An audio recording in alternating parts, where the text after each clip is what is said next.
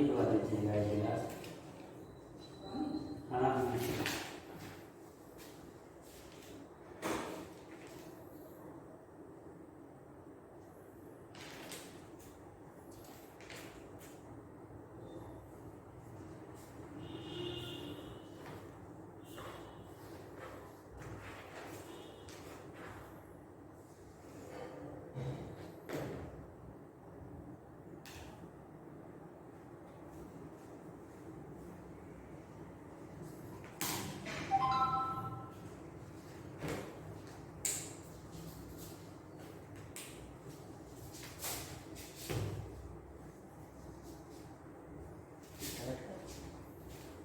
नमस्कार मित्रों, अभ्युदय क्लासेज के करंट अफेयर सेशन में आप लोगों का हार्दिक स्वागत एवं अभिनंदन है। आशा है कि आप लोग अच्छी तरीके से पढ़ाई कर रहे होंगे। परीक्षा नज़दीक है, इसलिए आवश्यकता है कि आप लोग पूरे मनोयोग से अध्ययन करिए। अधिकाधिक टाइम जो है अध्ययन पर लगाइए। हम लोगों का करंट अफेयर्स का सेशन जो है कंटिन्यूअस चल रहा है, जिसमें 7-8 लेक्चर्स हो चुके हैं। बजट, सबसे पहले करंट अफेयर्स स्टार्ट करने पर कोविड का पोर्शन आप लोगों को कोविड-19 ये डील किया गया। इसके बाद हम लोग बजट पढ़ेंगे। बजट में यूनियन बजट 2021 हम लोग इसके कॉन्सेप्ट पूरे जो है और क्या क्या आंकड़े हैं, रुपया पैसा कहाँ से आता जाता है, किस मद पर कितने कितने अमाउंट एक्सपेंड हो रहे हैं, बजट में प्रस्तावित किए गए हैं, इन सबको अच्छी तरीके से पढ़ लीजिए। मतलब बजट, पूरे बजट के कॉन्सेप्ट और बजट के डेटाज हम लोग जो है अच्छी तरीके से जान समझ लिए हैं। अब आप सबका ये काम है कि नोटबुक में आप बजटिंग के पॉइंट्स तो लिखे ही होंगे जो यहाँ पर आप लोगों को टेकअप किए गए हैं। तो पहले उसे जो है जो डेटाज हैं उसको तो याद करना है और कॉन्सेप्ट आप लोगों को क्लियर ही हुए होंगे। तो वो डेटाज यदि परीक्षा में आते हैं तो ये प्रयास रहना चाहिए कि आप उसे मिस मत करिए जो है। इसके बाद भी जो यहाँ पर कवर किया गया है, इसके बाद भी हो सकता है कि कुछ इम्पॉर्टेंट पॉइंट्स फैक्ट्स जो है छूट गए हो। तो आप सब मंथली मैगजीन्स, बजट जो है फरवरी मार्च की जो मैगजीन्स आई है, मंथली मैगजीन्स, घटना चक्र, के दर्पण, क्रॉनिकल, मंथन, इन सब से जो है बजट को स्टडी करिएगा अच्छी तरीके से। कुछ पॉइंट्स आपको और मिल जाएंगे। इसके बाद एग्जामिनेशन के समय जो अक्टूबर में एग्ज़ाम आप लोगों का कंडक्ट होगा, तो सितंबर तक जो है, सितंबर लास्ट तक एग्ज़ाम के पहले जो मैगजीन्स निकलती हैं, कलेक्शन निकलता है करंट अफेयर्स की साल भर की घटनाओं का, उसमें से बजटिंग का पोर्शन देख लीजिएगा, कुछ पॉइंट कलेक्ट कर लीजिएगा, तो आप लोगों का बजट लगभग तैयार हो जाएगा और अधिक से अधिक क्वेश्चन आप करने में सक्षम होंगे। तो बजट कोविड के 2 पोर्शन आप लोगों के हो चुके हैं। अब आज की क्लास में आप लोगों का रेगुलर सिलेबस वाइज जो है करंट अफेयर्स स्टार्ट होता है समसामयिक घटना क्रम। हाँ, एक बात और ध्यान दीजिएगा कि इकोनॉमिक सर्वे जो है वो भी इम्पॉर्टेंट पोर्शन है। बजट के साथ ही बजट के एक दिन पहले जो है प्रस्तुत किया जाता है और बहुत सारे डेटाज, बहुत सारी नीतियाँ, मतलब इकोनॉमी की, देश के इकोनॉमी की दशा और दिशा कैसी है, इसका जो है पूरा खाका, पूरा स्ट्रक्चर जो है इकोनॉमी सर्वे में प्रस्तुत किया जाता है। और इकोनॉमिक प्रीवियस पीरियड में हमने आप लोगों को अच्छी तरीके से ये बता दिया है कि इकोनॉमिक सर्वे क्यों प्रीवियस ईयर का होता है। बजटिंग जो है 2021 का प्रस्तुत किया जा रहा है बजट एस्टीमेट, लेकिन इकोनॉमी सर्वे हमारा जो है प्रीवियस ईयर का होता है, मीन्स 2021 का इकोनॉमिक सर्वे जो है बजट के पहले प्रस्तुत किया गया है। तो क्यों मतलब प्रीवियस ईयर का है, इसे भी अच्छी तरीके से आप लोग जान गए हैं, समझ चुके हैं। तो उसको वो भी आपका मतलब उस जितने भी क्वेश्चन बजट से जो है आपके टेकअप होंगे एग्जामिनेशन में, लगभग उतने ही इकोनॉमी सर्वे से भी क्वेश्चन आते हैं। तो इकोनॉमी सर्वे ऐसी बात नहीं कि इम्पॉर्टेंट नहीं है, उसको भी खूब अच्छी तरीके से हम लोग पढ़ेंगे। लेकिन माहौल चेंज करने के लिए, क्योंकि आप बजट जो है कॉन्सेप्ट वाला जो है इकोनॉमी में चल रहे थे 5-6 लेक्चर के 5-6 पीरियड से, तो आप लोगों के माहौल को चेंज करने के लिए, अध्ययन अध्यापन के माहौल को जो है परिवेश को चेंज करने के लिए जो है इकोनॉमी सर्वे इसके बाद रख दिया गया है। 5-6 लेक्चर आप लोगों के जो है समसामयिक घटनाओं पर चलेंगे, जिसमें राष्ट्रीय अंतर्राष्ट्रीय घटनाएं, जैसा कि बताया गया है राष्ट्रीय अंतर्राष्ट्रीय घटनाएं, आपके विधिक वाणिज्य तो ये चल ही रहा था, विधिक पोर्शन, साइंस टेक, सम्मेलन, प्रदर्शनी, खेल जगत, पुरस्कार, अन्य मतलब ये कुछ दिन तक चलेगा जो है, जिससे ये जो है क्लास में आप लोगों का इंटरेस्ट बना रहे अच्छी तरीके से। तो आज हम लोग अपना नियमित करंट अफेयर्स का पोर्शन जो है समसामयिक घटना, चक्र, राष्ट्रीय अंतर्राष्ट्रीय खेलकूद, ये सब स्टार्ट कर रहे हैं। तो इसका क्या तरीका है, मतलब यहाँ पर जो पढ़ाया जाएगा उसका क्या मतलब सिस्टम है। जैसे आप लोगों की परीक्षाओं में तो करंट अफेयर्स 10-24 अक्टूबर को आप लोगों के दोनों एग्जाम सिविल सर्विसेज के हैं, तो मीन्स अगस्त 20 से जो है लगभग करंट अफेयर्स उसमें कवर रहेंगे। मैक्सिमम साल भर का रहता है, लेकिन 8-10 महीने के जो है आप बैठ से को पढ़िए, अगस्त सितंबर से पढ़िए, अगस्त से पढ़िए जो है अगस्त 20 से करंट अफेयर्स की घटनाएं, तो लगभग पूरा पेपर कवर हो जाता है। 8-10 महीने की घटनाएं जो है आपके पेपर में रहती हैं, और उसमें से भी जो 8-10 महीने का टाइम पीरियड है अगस्त 20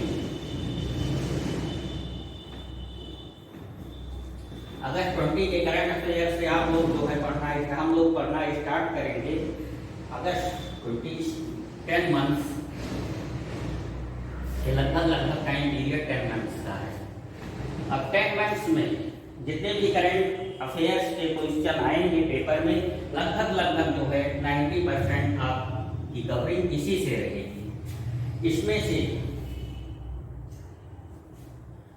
मान लीजिए 100% फुलफिल हुआ है, तो 100% में से आप लोगों के 70%, नियर अबाउट 70 to 80%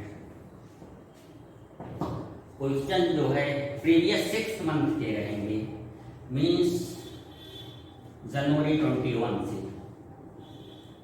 मतलब मैक्सिमम क्वेश्चन का करंट अफेयर्स के आएंगे वो प्रीवियस लास्ट 6 मंथ मीन्स जनवरी 21 से आएंगे जो है।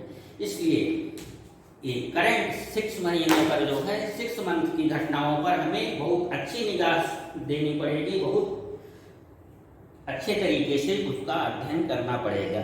मतलब जो पहले के 6 मंथ हैं, 10 मंथ में 4 मंथ्स हैं जो है उससे क्वेश्चन कम आएंगे, और इधर जो है जनवरी से जो 6 मंथ आपका है 6-7 मंथ, वहाँ से जो है आपकी कवरिंग अधिक रहेगी क्वेश्चंस की। तो इधर की घटनाओं पर मीन्स 2021 की घटनाओं पर विशेष ध्यान देना है।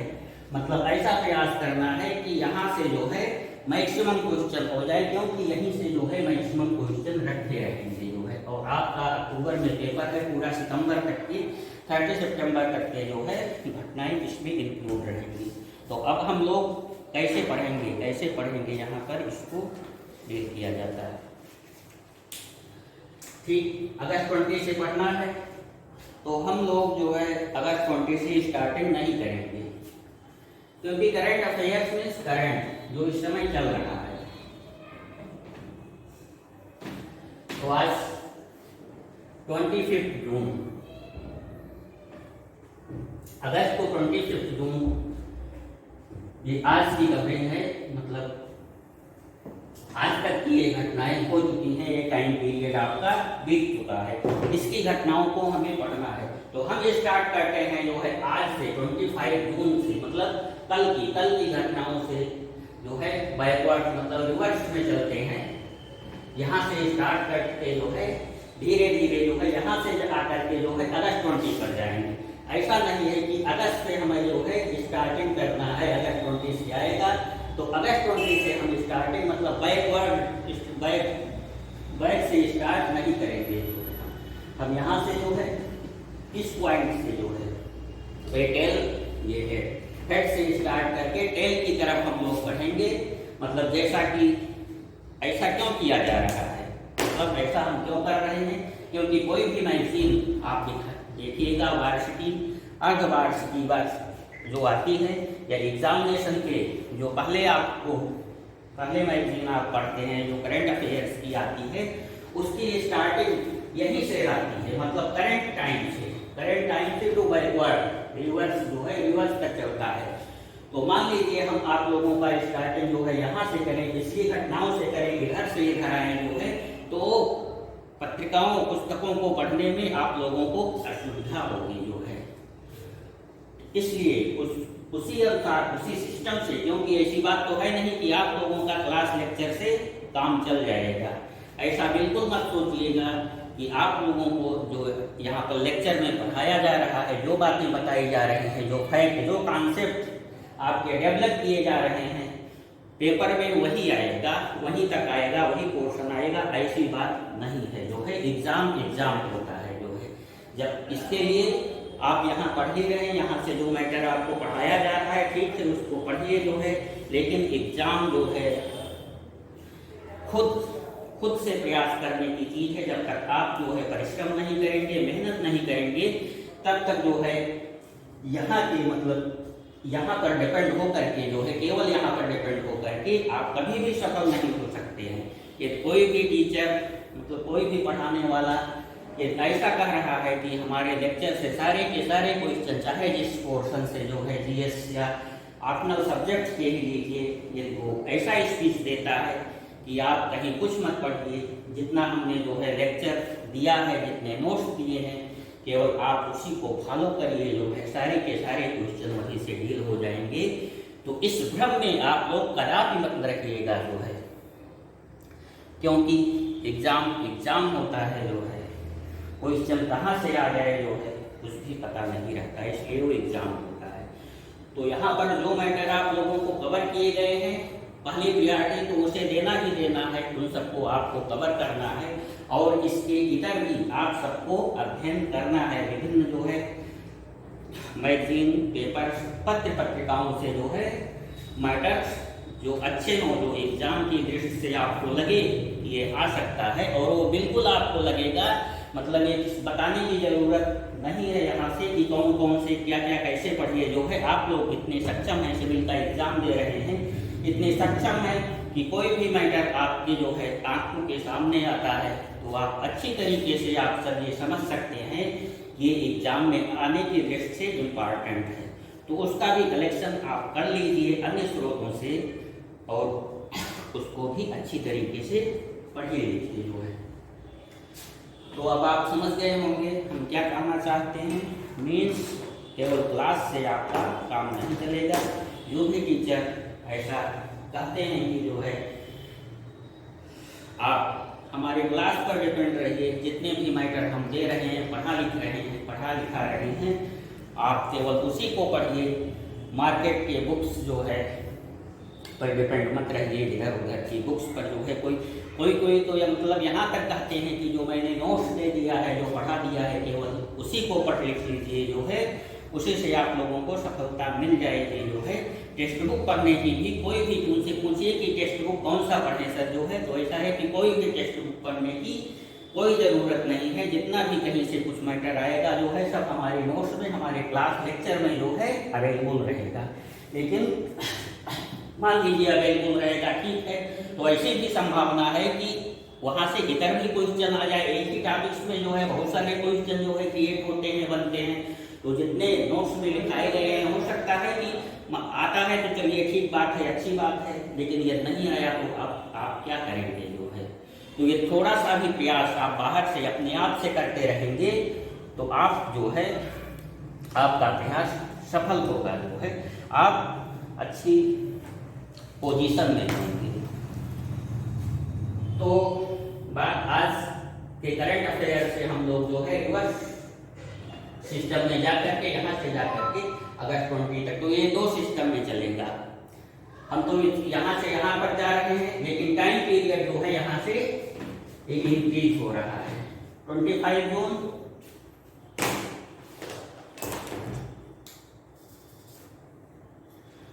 जून 25 आज है, तो इसके बाद जुलाई अगस्त सितंबर,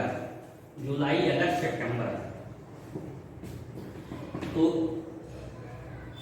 आप लोगों को इधर भी स्टडी करना है इस टाइम पीरियड की घटनाओं को, और इधर भी जो है ये निरंतर घटनाएं होती रहेंगी सितंबर तक आज से जो है, तो इनको भी अध्ययन करना जरूरी है। और हमने बता दिया कि जितने भी करंट होते हैं इधर से चलिए आप जो है अक्टूबर, तो सितंबर, अगस्त, जुलाई, जून, ये मतलब यहाँ से अधिक क्वेश्चन एराइज होंगे। जितने भी इसमें आप निकट आएंगे जो है वहाँ से क्वेश्चन अधिक एराइज होंगे।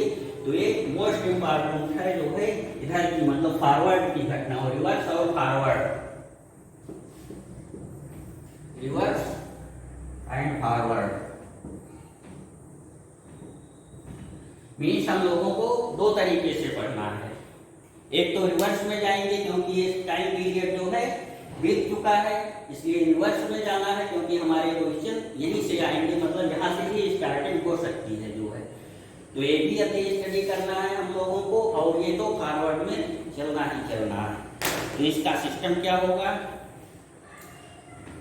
पहले तो हम ये आपके कवर करेंगे, मतलब डेली की कुछ ना कुछ घटनाएं, अपना देश प्रदेश दुनिया मतलब विश्व की कोई भी इम्पॉर्टेंट घटना हो आपकी जो है पेपर्स में होगा, इंक्लूड होगा। कोई भी इम्पॉर्टेंट घटना यदि हो रही है देश में, प्रदेश में या दुनिया में कहीं भी जो है, ब्रह्मांड में ही कोई एक्टिविटीज, पूरे जो है संसार में ब्रह्मांड में जितनी भी एक्टिविटीज हो रही हैं वो सब इम्पॉर्टेंट एक्टिविटीज आपको पढ़ना है। तो डेली का डेली जो है कहने का मतलब बहुत सारी घटनाएं हुआ करती हैं, तो उसमें से जो इम्पॉर्टेंट पर डे जो है लगभग 6-7 घटनाएं इम्पॉर्टेंट होती हैं आपकी परीक्षा की दृष्टि से, तो उसको भी लेकर के चलते रहना है और इधर भी चलते रहना है। तो पहले डेली का डेली जो है जो करंट इवेंट होगा जो है उस दिन का, उस दिन के पिछले दिन का, जिस दिन लेक्चर होगा उसके पिछले दिन का जो 5-6 पॉइंट हैं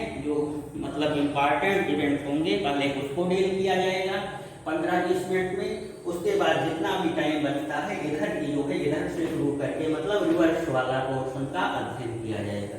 तब आप लोग जो है अच्छी तरीके से समझ गए होंगे कि हम जो है करंट अफेयर्स को लेकर के किस तरीके से चलेंगे, और ये इस तरीके से रिवर्स में क्यों चला जा रहा है, क्योंकि ये आपके अध्ययन के लिए सुविधा होगी। क्योंकि मैगजीन्स पत्रिकाओं को करंट अफेयर्स के आपको पढ़ना ही पढ़ना है, उसमें यही सिस्टम जो है अप्लाई होता है, मतलब रिसेंट से प्रीवियस की तरफ जो है। तो जब यहाँ पर उसी सिस्टम से पढ़ाया जाएगा तो दोनों में कोई वेरिएशन नहीं होगा, जो है दोनों में समानता होगी, इसलिए आप जो है अच्छी तरीके से उसे पढ़ पाएंगे। ठीक, चलिए फिर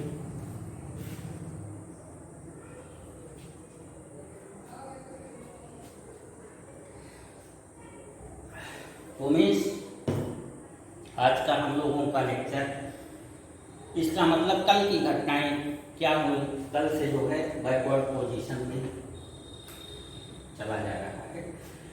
मतलब ये करंट घटना इधर की कुछ जो है कुछ इधर की, मतलब पीछे घटनाओं का हम लोग अध्ययन करते हैं। तो कल आप सभी को मालूम होगा देश में बहुत महत्वपूर्ण एक्टिविटीज हुई है, जो है महत्वपूर्ण घटना हुई है, वो है आपका जम्मू कश्मीर का मैटर। हमारे प्रधानमंत्री आदरणीय मोदी जी ने जो है जम्मू कश्मीर के बहुत सारे नेताओं को जम्मू कश्मीर की नुमाइंदगी करने वाले प्रमुख नेताओं का एक सम्मेलन, एक बैठक जो है अपने आवास पर आयोजित किया, प्रधानमंत्री का आवास पर।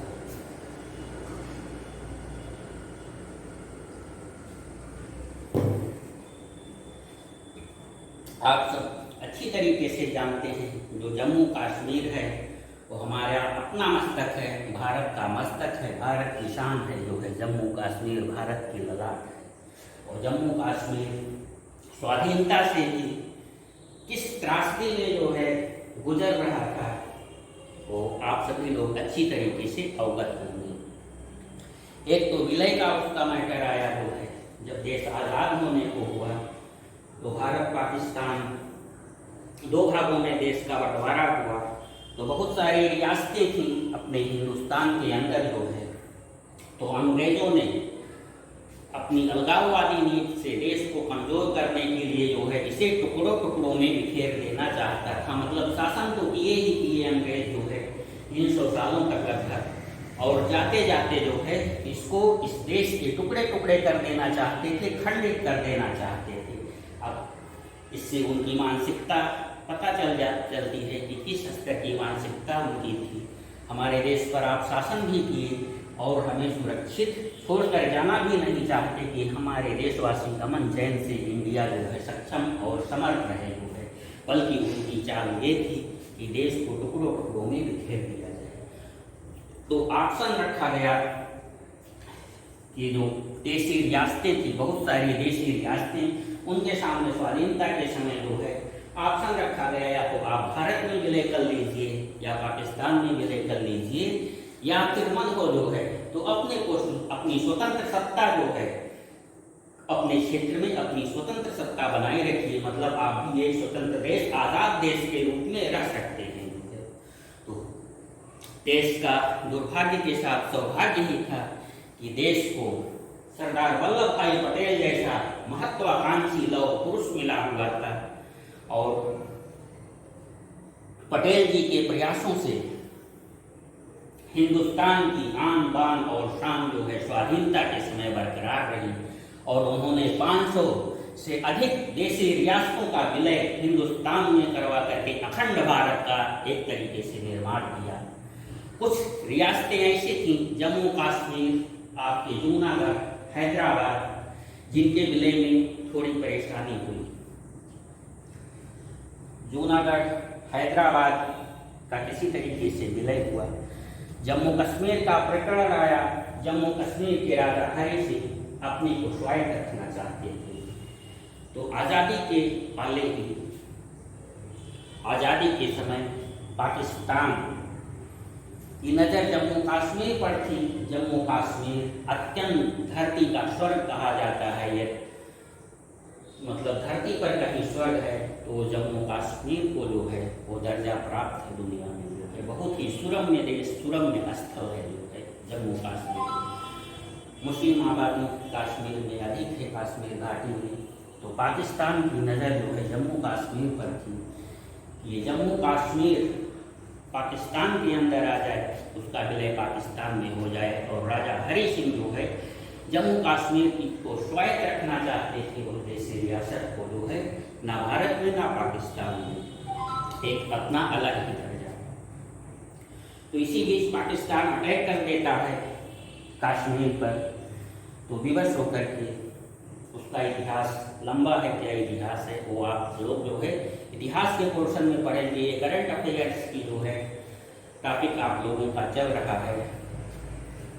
तो जम्मू कश्मीर इसी तरीके से जो है हरि सिंह विलय पत्र पर जब पाकिस्तान ने आक्रमण कर दिया तो हरि सिंह जो है विलय पत्र पर हस्ताक्षर लगते तत्कालीन प्रधानमंत्री जवाहरलाल नेहरू ने जो है राजा हरि सिंह से कहा कि पहले आप जो है विलय पत्र पर हस्ताक्षर करिए, उसके बाद पाकिस्तान को भारत की सेना देख लेगी, हम देख लेंगे पाकिस्तान को।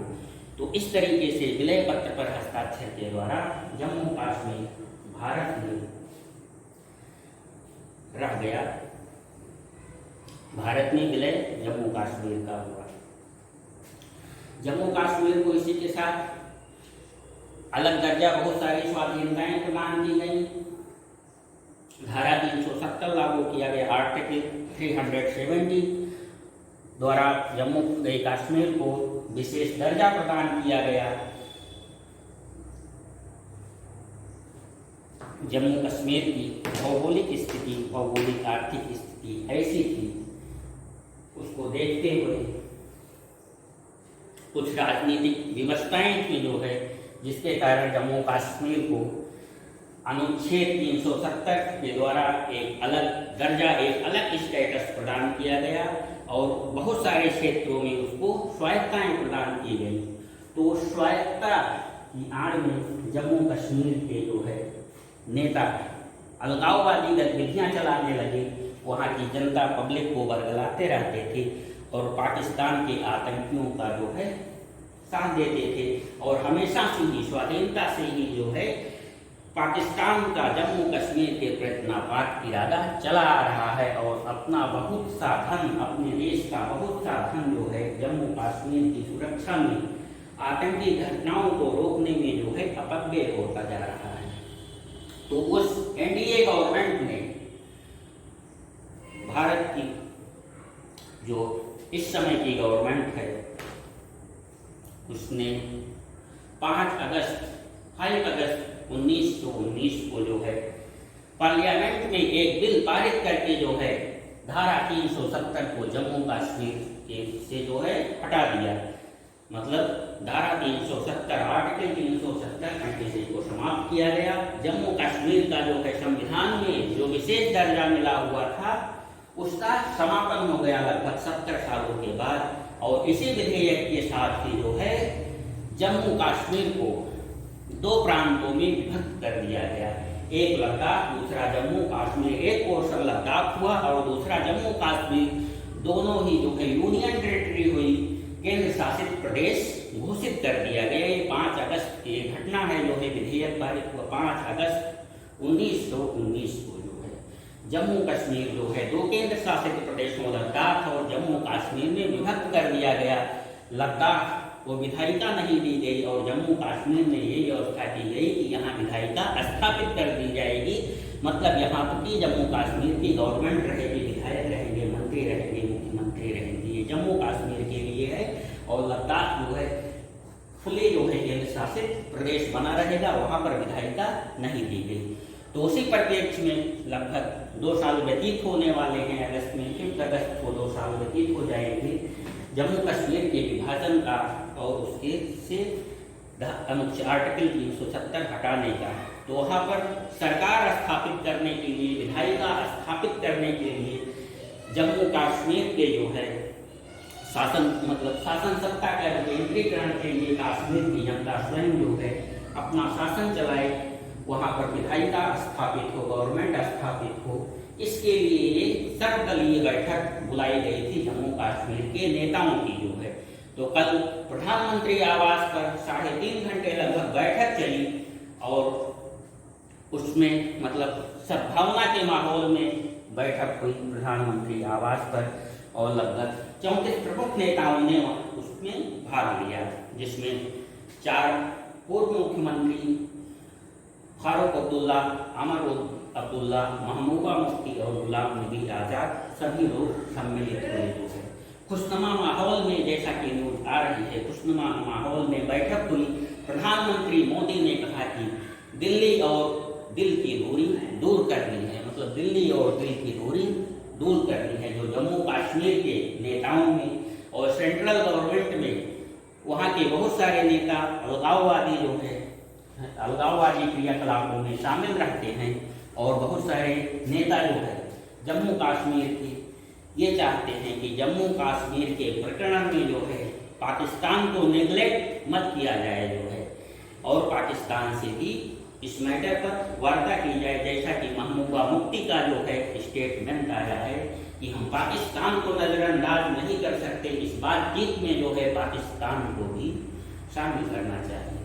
ठीक है, कुछ राजनीतिकों की जो है उनका अपना मंतव्य है, मानसिकता है कि उनकी जो है राजनीतिक स्वार्थ आकांक्षाएं होंगी, वो स्टेटमेंट दी। उमर अब्दुल्ला जी ने कहा कि मतलब कुछ सकारात्मक स्टेटमेंट उनका था कि एक ही बैठक में दिल्ली और दिल की दूरी दूर नहीं हो सकती। मतलब ऐसी बैठक जो है लगातार होनी चाहिए, जो है लोकतंत्र बहाली के लिए, जो है वहाँ पर विकेंद्र शासन सत्ता जम्मू कश्मीर के लोगों को सौंपने के लिए जो है दिशा में प्रयास होने चाहिए। और ऐसे सर्वदलीय बैठक जो है एक सराहनीय कदम की शुरुआत है और ऐसी कई पहले बैठकें होनी चाहिए, मिल बैठ करके जो है चर्चाएं होनी चाहिए जो है। तो दिल्ली और दिल की दूरी, दिल की दूरी मतलब जम्मू कश्मीर को जो नेताओं हैं जो है वो सेंट्रल गवर्नमेंट से आर्टिकल 370 समाप्त करने के मुद्दे पर विरोध कर रहे हैं। मतलब ये गवर्नमेंट ये गलत हुआ, आर्टिकल 370 जम्मू कश्मीर में बना रहना चाहिए था और जम्मू कश्मीर को जो है पूर्ण राज्य का स्टेटस प्रदान किया जाए। इस प्रकरण को लेकर के खींचतान जारी रहती थी सेंट्रल के नेताओं में और जम्मू कश्मीर के कुछ नेताओं में। तो वही दिल की दूरी दूर होनी चाहिए, आपसी मतभेद मिटा करके जो है जम्मू कश्मीर और भारत के विकास की बात होनी चाहिए, विकास के लिए प्रयास होना चाहिए। जम्मू कश्मीर में अमन चैन बहाली का माहौल आना चाहिए। तो दिल्ली और दिल की दूरी मतलब शासन सत्ता जो है दिल्ली से दूरी कम होनी चाहिए कि मतलब भारत का कश्मीर भारत का अंग, दिल्ली का अंग बना रहना चाहिए। और नेताओं में, पूरे देश के नेताओं में, जम्मू कश्मीर के नेताओं में, सेंट्रल के नेताओं में आपसी सद्भाव होना चाहिए। जम्मू कश्मीर की जनता हमेशा से भारत की जनता है। तो इस प्रकार से ये मतलब अहम था। उसमें ये निर्णय लिया गया कि पहले जो है प्रधानमंत्री जी ने भी कहा कि हम जम्मू कश्मीर में जो है चुनाव कराना चाहते हैं, वहाँ विधायिका स्थापित होनी चाहिए जो है। इसके बारे में प्रधानमंत्री गृह मंत्री दोनों ने ये कहा कि वहाँ विधायिका स्थापित होगी, जो है इलेक्शन कराए जाएंगे। लेकिन सबसे पहले जो है परिसीमन को पूर्ण कराया जाए और परिसीमन में जो है सभी दल के नेताओं के, वहाँ के सभी दल के नेताओं का वो सहयोग देना चाहिए। तो पहले परिसीमन की बात आई, उसके बाद वहाँ पर लोकतंत्र बहाली, मतलब ये लोकतंत्र तो है ही, मतलब विधायिका स्थापित होगी, जम्मू कश्मीर की शासन जो है वहाँ की सरकार होगी, चीफ मिनिस्टर होगा। तो ये बात हो गई कल की इम्पॉर्टेंट बात करंट की। इसके बाद ये नेशनल स्तर पर है, नेशनल का क्या बात है।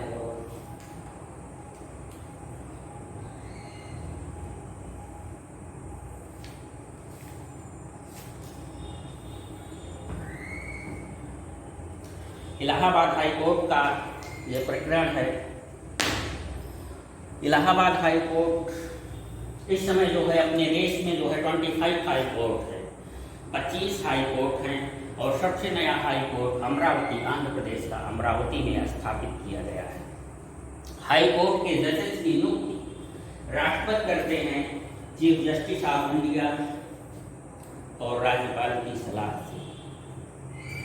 उन्हें शपथ दिलाता है राज्य का राज्यपाल, मतलब राष्ट्रपति द्वारा नियुक्ति, राज्य के राज्यपाल द्वारा शपथ ग्रहण हाई कोर्ट के जज के लिए होता है। तो इलाहाबाद हाई कोर्ट में चीफ जस्टिस संजय यादव थे।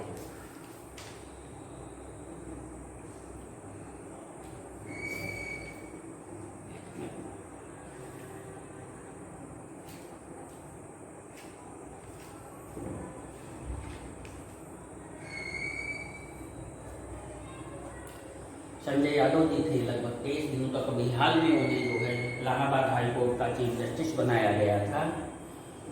तो कल जो है भंडारी जी चीफ जस्टिस नियुक्त किए गए। तो संजय यादव जो है लगभग 13 दिनों में है, 13 दिनों तक हाई कोर्ट के चीफ जस्टिस रहे। तो यहाँ पर ये क्वेश्चन पूछा जा सकता है कि ऐसे कौन न्यायाधीश हैं जो सबसे कम पीरियड तक हाई कोर्ट के चीफ जस्टिस रहे हों। तो नाम है संजय यादव जो है 13 दिनों तक रहे। इसके बाद भंडारी जी जो है अपना कार्यकाल स्टार्ट कर दिए। तो ये इम्पॉर्टेंट फैक्ट है, इम्पॉर्टेंट है जो है। आप लोग ये ध्यान रखिएगा कि क्वेश्चन इस तरीके से आ सकता है कि सबसे कम समय तक जो है हाई कोर्ट के चीफ जस्टिस रहने वाले निम्न में से कौन से न्यायाधीश हैं। तो उसमें आप संजय यादव, इनका टाइम पीरियड 13 दिनों तक था। आप लोग ये ध्यान रखिएगा। इसके बाद मिजोरम की एक घटना है राष्ट्रीय स्तर पर।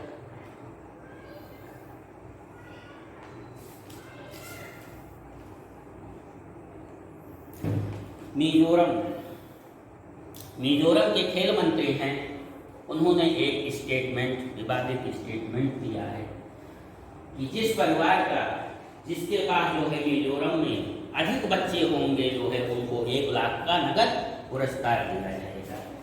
ये दिलचस्प स्टेटमेंट है ना दिलचस्प आप लोगों के लिए, जबकि जनसंख्या इतनी अधिक बढ़ती जा रही है, जनसंख्या रोकने का प्रयास किया जा रहा है। तो मिजोरम स्टेट के खेल मंत्री ने ये विवादित बयान दे दिया जो है कि जिनके पास जो है अधिक बच्चे रहेंगे उनको बाकायदे सम्मानित किया जाएगा, पुरस्कृत किया जाएगा और 1 लाख रुपए का नगद पुरस्कार दिया जाएगा। तो लेकिन यहाँ पर ध्यान देने योग्य बात है जो है कि ये स्टेटमेंट मिजो जनजातियों के लिए था जो है, पूरे मिजोरम के जो है हर कम्युनिटी के लिए नहीं था, ये मिजो जनजातियों के लिए था। वहाँ की मिजो प्रमुख जनजाति है जो है और उसकी जनसंख्या जो है बहुत कम है, निरंतर कम होती जा रही है। इसलिए ये स्टेटमेंट उनके लिए था कि मिजो जनजातियों की जनसंख्या बढ़ाई जाए। हालांकि जो है ये स्टेटमेंट को सही नहीं कहा जा सकता अपने इंडिया के अंदर। और दूसरी बात, मिजोरम की जनसंख्या बहुत विरल है, लगभग जो है 52-58 व्यक्ति जो है प्रति वर्ग किलोमीटर पर वहाँ निवास करते हैं। वहाँ की जनसंख्या, मिजोरम की जनसंख्या बहुत विरल है जो है, क्योंकि वो दुर्गम क्षेत्र है, वहाँ पर जो है सुविधाएं नहीं है, कनेक्टिविटी नहीं है, जो है पिछड़ा क्षेत्र है, वहाँ पर जनसंख्या दुर्गम पहाड़ी क्षेत्र है, बारिश बहुत अधिक होती रहती है, जंगल है बहुत अधिक, तो वहाँ की जनसंख्या बहुत अधिक विरल है। तो उसे बढ़ाने के लिए जो है इनका ये स्टेटमेंट था खेल मंत्री जी का कि जिनके अधिक बच्चे होंगे गांव में जो है उनको जा करके जो है 1 लाख रुपए का पुरस्कार दिया जाएगा, उन्हें सम्मानित किया जाएगा। और इसी के उलट एक घटना है यूपी की, उत्तर प्रदेश की जो है, अपने उत्तर प्रदेश की यूपी, यहाँ जनसंख्या नियंत्रण की दिशा में जो है कदम उठाने की बात कही गई है कि जनसंख्या को नियंत्रित किया जाए। 2 चाइल्ड पॉलिसी,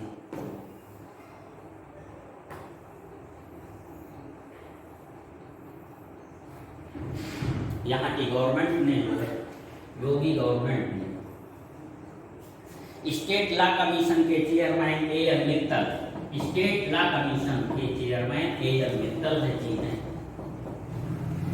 इनकी अध्यक्षता में एक कमेटी गठित की गई है।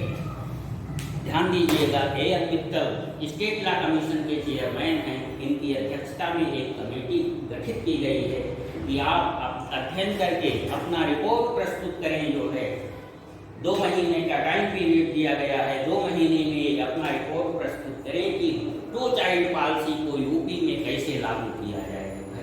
मतलब एक दंपत्ति के 2 ही बच्चे होंगे है, ऐसा इस दिशा में जो है सरकार कुछ सोच रही है। मतलब क्या किया जाए कि 2 बच्चे का जो है कानून लागू किया जाए, मतलब इसका जो है पूरा स्ट्रक्चर किस तरीके से होगा, क्या क्या कैसी नीतियाँ अपनाई जाएंगी, ये कमेटी जो है 2 महीने में रिपोर्ट देगी। क्योंकि यूपी की जनसंख्या बहुत अधिक है, लगभग कई यूरोपीय देशों से 15-16 जो है छोटे छोटे यूरोपीय देश कलेक्ट हो जाए जो है, उससे भी अधिक अपनी यूपी की जनसंख्या है। उसे रोकने के लिए एक कमेटी बनाई गई है कि मतलब जनसंख्या यहाँ की नियंत्रित की जाए। मतलब क्वालिटेबल जो मानव संसाधन है वो गुणवत्तापूर्ण रहे, क्योंकि जनसंख्या जब अधिक होती है तो देश हर क्षेत्र में जो है पिछड़ापन आ जाता है। कितना भी प्रयास करें जो है देश की या यूपी की जनसंख्या इतनी अधिक है कि देश हर क्षेत्र में, मतलब कितना भी फंडिंग किया जाए, कितना भी जो है आप प्रयास करें, गवर्नमेंट प्रयास करें जो है वो अपग्रेड नहीं हो पाता, देश जो है आगे नहीं बढ़ पा रहा है। उसका प्रमुख कारण जो है बढ़ती हुई, भारत की बढ़ती हुई जनसंख्या है। और प्रयास ये लगाए जा रहे हैं कि 2050 तक जो है अपना इंडिया विश्व में नंबर 1 पर आबादी के लिहाज से रहेगा, चाइना को पीछे छोड़ते हुए। तो जनसंख्या नियंत्रण की तरफ जो है कदम बढ़ाना जो है नितांत आवश्यक है। जनसंख्या तब अच्छी होती है कि जब मानव संसाधन जो जनसंख्या हो वो गुणवत्तापूर्ण हो, मतलब हमारे देश के नागरिक जो है हर दृष्टि से सही हो। तो उसके लिए जो है क्या होनी चाहिए, नागरिकों को हर तरह की सुविधाएं होनी चाहिए। अपने यहाँ देख लीजिए यूपी में या देश में जो है डॉक्टर्स कितने हैं, जो है मतलब एक डॉक्टर कितनी जनसंख्या, लगभग 1 लाख 1.5 लाख जनसंख्या पर जो है एक डॉक्टर्स हैं अपने यहाँ यूपी में। खाद्यों की कितनी समस्या है, रोजगार की समस्या, मतलब बहुत सारी समस्याएं जो है जनसंख्या वृद्धि के कारण आती हैं। तो उन सब पर जो है मतलब भयावहता दिखाई पड़ रही है। तो इसलिए यूपी गवर्नमेंट का प्रयास है कि 2 बच्चों की पॉलिसी लागू किया जाए, जैसा कि चाइना ने जो है बहुत पहले जो है 2 बच्चों की पॉलिसी लागू किया, फिर 1 बच्चों की पॉलिसी लागू किया और उसकी अब जनसंख्या जो है बिल्कुल कंट्रोल में आ गई है और वो नियम वहाँ पर अब छोड़ दिया गया है जब जनसंख्या कंट्रोल हो गई। उसी तरीके से जो है ये कदम ऐसी बात नहीं है, यूपी से पहले भी आपके MP, महाराष्ट्र, राजस्थान, उत्तराखंड में जो है ये मतलब कानून बनाया गया है 2 चिल्ड्रन पॉलिसी, 2 चाइल्ड पॉलिसी वाला जो है, लेकिन उसे स्ट्रिक्टली फॉलो नहीं किया जा रहा है, इसलिए जनसंख्या पर वहाँ कंट्रोल नहीं हो रहा है। लेकिन सिद्धांत रूप में ये पॉलिसी वहाँ पहले से ही कार्य कर रही, तो अपने यूपी में भी इस तरीके से जो है कुछ कदम बढ़ाया जा रहा है। तो ये मिजोरम की बात हो गई, यूपी की बात हो गई। अब आप चलते हैं, हम लोग चलते हैं राष्ट्रीय घटना में जो है class action suit. Class action suit एक इम्पॉर्टेंट है, इस पर आप लोग ध्यान दीजिएगा ये शब्दावली में।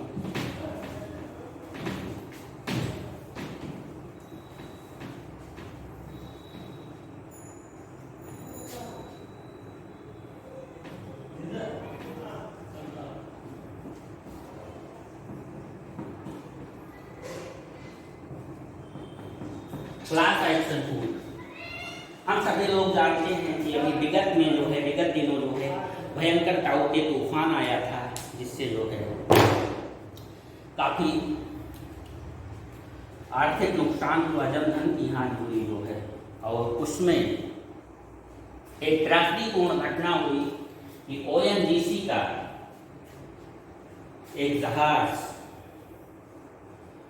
जो मतलब तेल माइनरी से, पेट्रोलियम माइनरी से संबंधित था जो है, मतलब ONGC बॉम्बे हाई में, महाराष्ट्र का जो है समुद्री क्षेत्र बॉम्बे हाई है। बॉम्बे क्षेत्र जो है भारत का अपार संपदा वाला तेल क्षेत्र है जो है।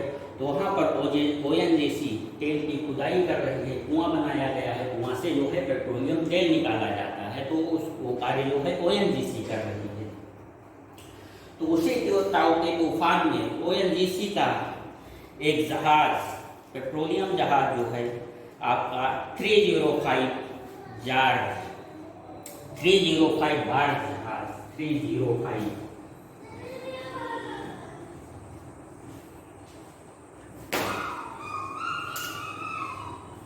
P305 बार्ज जहाज, जिसमें कि ONGC के कर्मचारी थे जो है, जो वहाँ पर खुदाई का कार्मिक थे जो है, बहुत सारे खुदाई का काम करते थे। और उसमें जो है 250 तक जो है लगभग कार्मिक थे। 186 कार्मिकों को बचा लिया गया और लगभग 76 कैजुअल्टी हो गई। 76 उसमें जो है कैप्टन की कुछ लापरवाही बताई जा रही है। कैप्टन ने जो है चेतावनी दी गई थी कि तूफान, मतलब जब तूफान की आशंका होती है तो मौसम विभाग जो है अलर्ट जारी कर देता है कि जो भी समुद्री जहाज जो है समुद्र में है वो वापस आ जाएं, नहीं या तो जो है वो लंगर डाल करके जहाज को जहाँ पर हो वो स्टे कर ले जो है। तो उस चेतावनी को कैप्टन ने, जहाज के कैप्टन ने गंभीरता पूर्वक नहीं लिया। वो वहाँ पर मतलब जहाज पर लंगर तो डाला गया, लेकिन जहाज जो है उलटने पलटने लगा, लंगर जो है स्टेबल नहीं कर पाया जहाज को जो है, और भयंकर त्रासदीपूर्ण घटना हो गई। 76 कैजुअल्टी 75 कैजुअल्टी लगभग हो गई जो है। तो उसी के परिप्रेक्ष्य में क्लास एक्शन सूट है। क्लास एक्शन सूट जो है एक प्रोसेस है जो है जो मुआवजा लेने की। तो इसमें एक व्यक्ति नहीं, बहुत कुछ व्यक्ति मतलब 2 4 एक नहीं जो है 10 20 25 लोग मिल करके जो है जनहित में कोर्ट में जाते हैं कि मतलब हमें ये जरूरत है, हमें इसका दिया जाए। तो ये मेन रूप से परिप्रेक्ष्य में यहाँ मुआवजे के लिए किया गया, जो मतलब कैजुअलिटी हो गई, उनके नजदीकी या परिवार के लोग कुछ लोग मिल करके जो है ये क्लास एक्शन सूट की मांग करने लगे कि इसके तहत, इस नियमावली के तहत जो है हमें मुआवजा दिया जाए जो है। तो ONGC ने 2 लाख रुपए के, इसी के परिप्रेक्ष्य में आपका ध्यान दीजिएगा PIL है, public interest litigation, PIL, public interest litigation, ये इसी से रिलेटेड है। तो क्लास एक्शन सूट ये ध्यान दीजिएगा PIL जो होता है वो गवर्नमेंट के खिलाफ होता है। पब्लिक इंटरेस्ट लिटिगेशन, इसमें भी जो है कुछ लोग मिल करके जो है याचिका दायर करते हैं कि जनहित में जो है ये कार्य होना चाहिए, उसकी मांग करते हैं, कोर्ट में याचिका दाखिल करके, तो उसे PIL कहा जाता है। ये सरकार के खिलाफ होती है, जबकि ऐसे किसी प्राइवेट व्यक्ति या फर्म के खिलाफ होती है। तो ये इसी के परिप्रेक्ष्य में है क्लास एक्शन सूट, इसी जैसा है, डिफरेंस केवल एक ही है, गवर्नमेंट के खिलाफ और ये प्राइवेट इंस्टीट्यूट फर्म के खिलाफ। तो ONGC इस परिप्रेक्ष्य में 2 लाख का मुआवजा लेने को तैयार हुई जो है, और इस फर्म को जो है ONGC को जो है तरफ से जो फर्म खुदाई कर रही थी वो लगभग 35 लाख रुपए जो है मुआवजा देगी इन सब लोगों को। तो ये आपका जो है क्लास एक्शन सूट का प्रकरण, क्लास एक्शन सूट का प्रकरण ये इम्पॉर्टेंट है, ध्यान दीजिएगा जो है। मतलब ये ताऊ के तूफान प्रकरण जो है ये जहाज को याद रखना है जो है, और क्लास एक्शन सूट ये पूछ सकता है जो है क्लास एक्शन सूट किससे रिलेटेड है, किस तरीके से क्वेश्चन आ सकता है। ठीक, उसके बाद नेशनल स्तर पर क्या घटना हुई जो है, कर्णम मल्लेश्वरी आपकी भारोत्तोलक हैं, वेट लिफ्टर हैं, प्रसिद्ध वेट लिफ्टर हैं, कई जो है प्रतियोगिताओं में जो है उन्होंने स्वर्ण पदक जीता है, और ओलंपिक में भी ब्राज मेडल जो है हासिल की हैं कर्णम मल्लेश्वरी वेट लिफ्टर जो है, जानी मानी वेट लिफ्टर इंटरनेशनल स्तर की हैं। और इन्हें द्रोणाचार्य पुरस्कार, अर्जुन पुरस्कार, राजीव गांधी खेल जगत का सर्वोच्च पुरस्कार राजीव गांधी खेल रत्न पुरस्कार भी मिल चुका है। दिल्ली गवर्नमेंट दिल्ली के अंदर जो है एक खेल विश्वविद्यालय की स्थापना कर रहा है। ध्यान दीजिएगा फैक्ट जो है कि खेल विश्वविद्यालय की स्थापना कहाँ की जा रही है, तो दिल्ली में जो है खेल विश्वविद्यालय स्थापित किया गया है, दिल्ली गवर्नमेंट ने स्थापित किया गया है। तो लगभग जो है कार्य रूप में आ चुका है, और कर्णम मल्लेश्वरी जी को वहाँ का हाल ही में वाइस चांसलर नियुक्त किया गया। तो ये फैक्ट याद किए रखिएगा, कर्णम मल्लेश्वरी मतलब किस खिलाड़ी को जो है दिल्ली विश्वविद्यालय खेल विश्वविद्यालय का वाइस चांसलर नियुक्त किया गया। तो ये भारोत्तोलक वेट लिफ्टर कर्णम मल्लेश्वरी हैं, और ये खेल विश्वविद्यालय कहाँ स्थापित किया गया है, दिल्ली में। रिलायंस का एक टॉपिक है, रिलायंस की जनरल मीटिंग हुई हाल ही में, और रिलायंस ने ये घोषणा की कि हम दुनिया का सबसे, जियो की तरफ से, कि दुनिया का सबसे सस्ता 5G नेटवर्किंग वाला फोन मोबाइल सेट जो है तैयार करेंगे, मार्केट में लाएंगे। तो 5G नेटवर्क वाला दुनिया का सबसे जो है सस्ता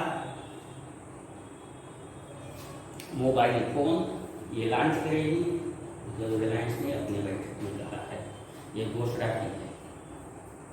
और उसकी नेटवर्किंग 5G कवरेज होगी, 5G नेटवर्क का, और सारी सुविधाएं जो एडवांस मोबाइल में सारी सुविधाएं होती हैं उस मोबाइल सेट में। ऐसी बात नहीं है कि मतलब बहुत सस्ता ला दिया तो क्वालिटी जो है डाउन होगी, ऐसी बात नहीं है। जितने भी जो है अपग्रेडेड मोबाइल अपडेटेड होते हैं, अपडेट तक जो है जितने भी सिस्टम एडवांस मोबाइल सिस्टम होते हैं वो सारी की सारी सुविधाएं उस सस्ते मोबाइल में जो है वो अवेलेबल रहेंगी, और ये दुनिया में सबसे बड़ा मोबाइल सेट होगा। ये रिलायंस की घोषणा है जो काफ़ी ठीक है। तो ये आपकी हो गई जो है नेशनल स्तर की बातें, मतलब नेशनल प्रकरण जो है ये 5-6 पॉइंट थे करंट के, लगभग समाप्त हुआ। अब हम लोग जो है जल्द ही इंटरनेशनल पोर्शन पर आ जाते हैं कि मतलब हाल ही में जो है इंटरनेशनल सिनेरियो पर क्या क्या घटनाएं हुई, उसको जो है एक नज़र देख लेते हैं।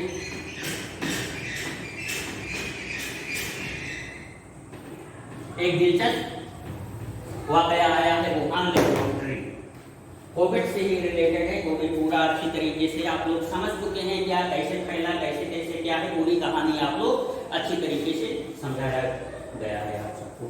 तो वुहान लेबोरेटरी, वुहान चाइना में जो है ये मार्क की है कि हमारी वुहान लेबोरेटरी को, वुहान लैब को जो है ये नोबेल शांति पुरस्कार मिलना चाहिए। मतलब पूरी दुनिया, मतलब दुनिया के बहुत सारे प्रमुख देश, मतलब दुनिया में इतनी बड़ी त्रासदी हो गई, महामारी हो गई, इतना लॉकडाउन रहा जो है, मतलब व्यापक जो है नुकसान पूरी दुनिया में हुआ इस वायरस से। बहुत सारे देश आरोप लगा रहे हैं मतलब कि वुहान लैब पर चाइना संदेश के घेरे में है। हो गया टाइम, कंटिन्यू करें।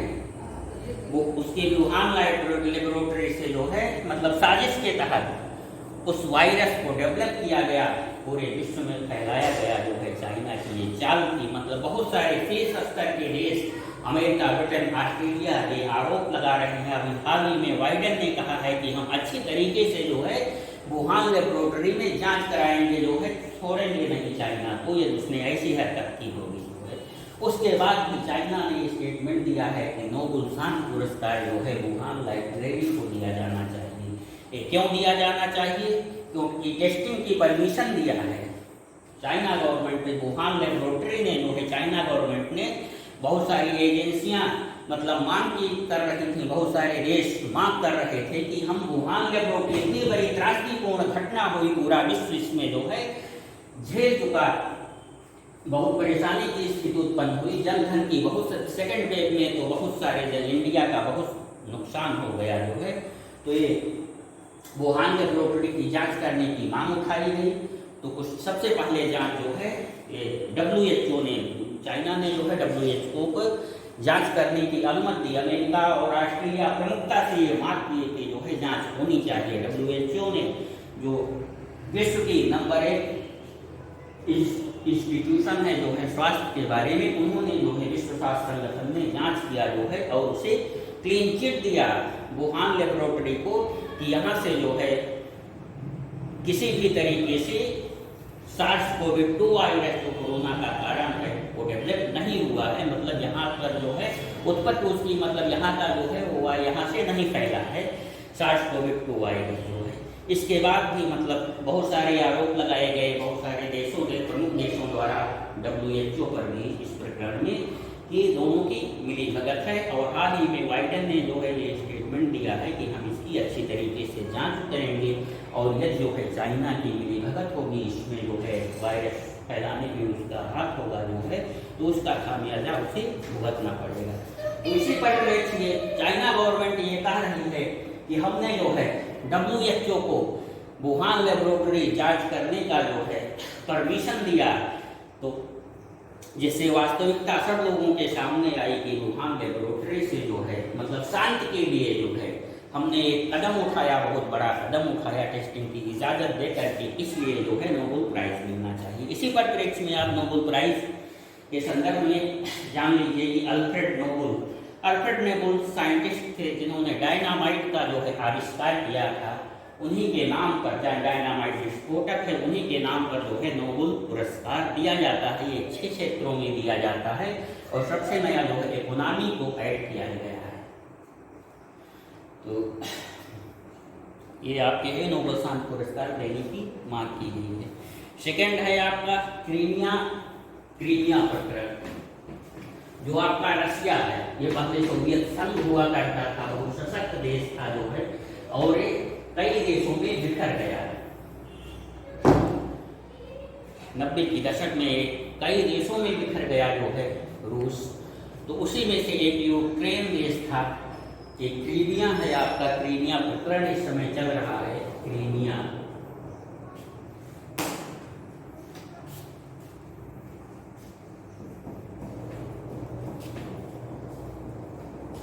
पहले यूक्रेन में था, क्रीमिया यूक्रेन का हिस्सा हुआ करता था जो है, और कुछ समय बाद जो है ये क्रीमिया अलग देश बन गया है। ये ब्रिटेन है, ब्रिटेन यहाँ पर है, यूरोप में है, और एक रूस है आपका, यहाँ पर ब्लैक सी काला सागर है, लगभग नार्थ में पड़ेगा ये काला सागर जो है, इसी के निकट क्रीमिया है। तो क्रीमिया को लेकर के ब्रिटेन और जो है रूस में खींचातानी होती है।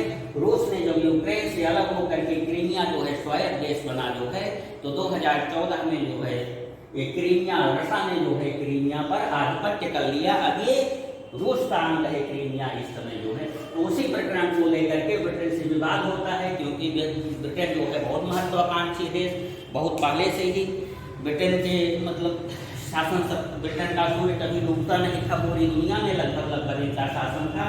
तो वही जो है महत्वाकांक्षी नीति कि इसकी रूस की नजर क्रीमिया को इसने जो है रूस का कैसे हो गया। तो ब्रिटेन का जहाज, ब्रिटेन का एक जो है जहाज यहाँ क्रीमिया के काला सागर से होकर के जा रहा था। कुछ भी मतलब कॉन्सेप्ट हो, कुछ भी उद्देश्य हो, मतलब ये यात्रा पर निकला था। इनका कहना है जो है ये ब्रिटेन का कि हमारा ये जहाज जो है यात्रा पर निकला था, ये जॉर्जिया जा रहा था, जॉर्जिया जा रहा था। तो यहाँ कुछ सीमा क्षेत्र होते हैं, लगभग 12 नाटिकल मील की, 12 नाटिकल मील की दूरी, कोई भी देश है उसके यहाँ जो पानी है, जो समुद्री क्षेत्र है, 12 नाटिकल मील की दूरी तक जो है उसका पूरा अधिकार होता है। मतलब यहाँ पर विदेशी यान यहाँ से नहीं गुजर सकते हैं। तो ये जो जहाज गुजरा वो यहीं के पास से जो है लगभग 12 किलोमीटर की, 12 मील की जो रेंज है इसके पास से होकर के गुजरा। तो रूस ने जो है इस पर सशक्त बमबारी कर दी, जो है इसको आईना लिखा दिया बमबारी कर करके। तो ये आप लोग प्रकरण याद रखिएगा। हाल ही में ये घटना वैश्विक प्रदेश में घटित हुई है, ये पूछा जा सकता है आप लोगों का क्रीमिया प्रकरण।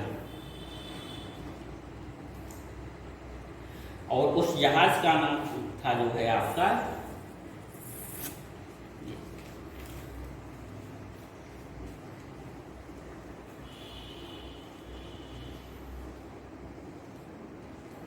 युद्ध जहाज था। इसके बाद आता है एक यूनाइटेड स्टेट का प्रकरण, जहाज से ही संबंधित है, इसको देख लिया जाए। यूएसए यूनाइटेड टाइम हो गया है, एक मिनट देख, USA United state of America ये जो है जहाज निर्मित किया है, युद्धक पोत, बहुत विशाल जो है युद्धक पोत बनाया है, निर्मित किया है। लगभग जो है 83 बिलियन करोड़ की लागत से जो है युद्धक पोत है।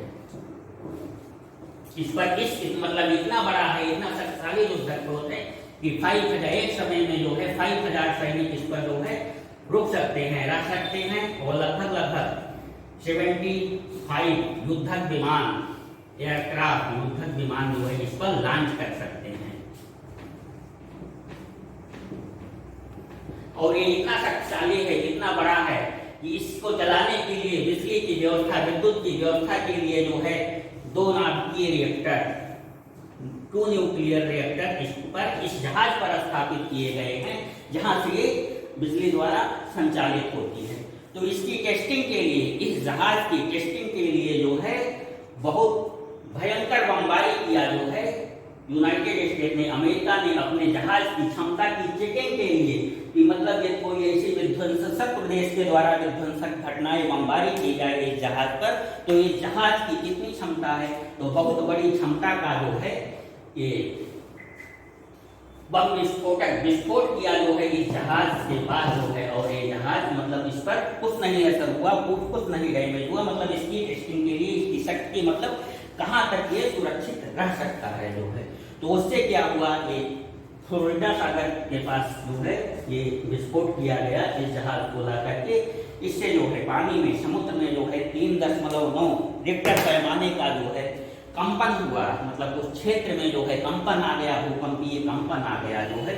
और समझ सकते हैं कितनी पर्यावरण का इससे लाश हुआ होगा, समुद्री जीवों की कितनी लाश हुई होगी। तो अमेरिका ने ये काम किया है कि अपने मतलब शक्तिशाली युद्धक पोत, बहुत बड़े विशाल युद्धक पोत का जो है ये तैयार किया है करोड़ों डॉलर लगा करके। और इसकी क्षमता ये है, इसकी टेस्टिंग के लिए हाल ही में ये बमबारी किया है। तो आज की टाइम पीरियड ओवर होता है, कुछ जो है आज की घटनाएं बच गई हैं जिसको कल के लेक्चर में हम लोग अच्छी तरीके से डील करेंगे। आशा है कि आप लोग जो है इस लेक्चर के इस सारे फैक्ट को जो है अच्छी तरीके से समझ गए होंगे। इसे रिवीजन करिएगा। बहुत बहुत